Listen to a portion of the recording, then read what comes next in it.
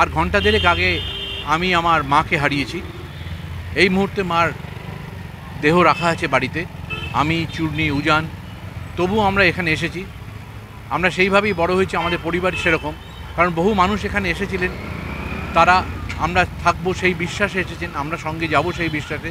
তাই তাদের রওনা করে দেওয়ার জন্য এখান থেকে তারা যাচ্ছেন এখন আরজি করে ছাত্র বন্ধুদের সাথে দেখা করে তাদের সাথে সমবেদনা জানাতে। আমরা দুজনেই স্কুল শিক্ষক ছিলাম, ও বহুদিন পড়িয়েছে, আমিও 8 বছর শিক্ষকতা করেছি। কাজে ছাত্র সে যে মাধ্যমে হোক, যে বিষয়ে হোক, তাদের পাশে আমরা আছি। একটা কথা নিয়েই, সেটা হচ্ছে স্বাধীনভাবে যে আমরা কথা বলতে পারি, স্বাধীনভাবে যাতে আমরা ঘুরে দাঁড়াতে পারি।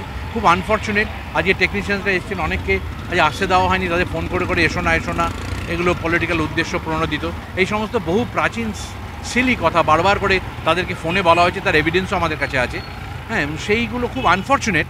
তাতে কি হয়, একটা পরিবার তো, চলচ্চিত্র পরিবার যেটা আমরা লিখেছি, সেই পরিবারটা তো ভাগ হয়ে যায় না, সেটাই তো আলাদা আলাদা হয়ে যায়। আমি বিশ্বাস করি যে আমাদের মুখ্যমন্ত্রীও নিশ্চয়ই তাই চান না। কি বলো?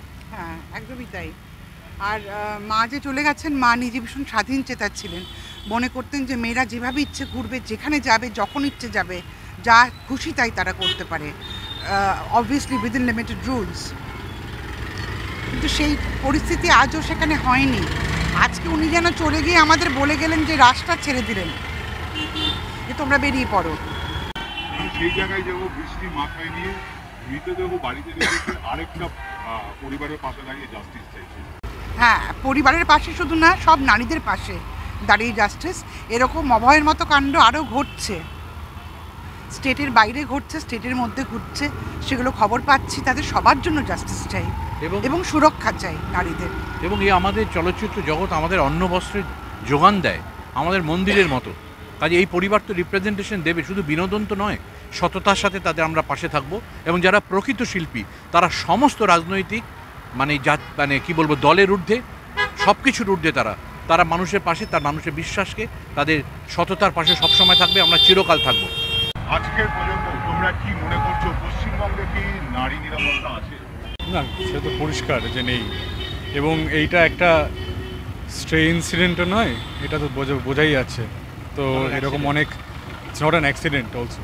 তো এরকম অনেক ঘটনা ঘটছে এবং আমাদের পিতৃতান্ত্রিক সমাজের কারণে ঘটছে, এবং দলীয় রাজনীতির অনেক ছাতাও হয়তো এখানে has a part to play. তো সেই আমরা তো গণতান্ত্রিক অধিকার এক্সারসাইজ করছি, আমাদের অ্যাকাউন্টেবিলিটি চাই, আমাদের উত্তর চাই, এবং আমাদের এই প্রতিবাদটা অবশ্যই আমরা শান্তিপূর্ণভাবে এবং গণতান্ত্রিকভাবেই করব।